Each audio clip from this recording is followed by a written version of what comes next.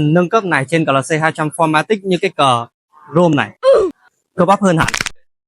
Ánh sáng truyền tới mắt người dùng là minh chứng rõ nhất cho câu nói cái gì nhiều quá cũng không tốt, ít quá thì đéo thấy cái gì, mà nhiều quá thì mù mẹ luôn. Còn trong một số trường hợp bạn sẽ nghe thấy tiếng máy nổ trước, rồi mới thấy màn hình sáng lên. Hey Mercedes, How may I help you? change light color. Okay, I am changing the color. Ai sợ thì đi với. Sợ quá. Phong cách.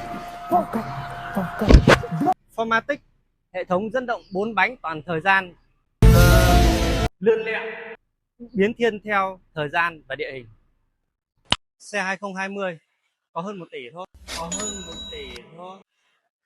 Nhiều thằng nhìn thấy rồi, không nuốt được trôi thôi. Hiểu nhỉ? Hey Mercedes, How may I help you? camera,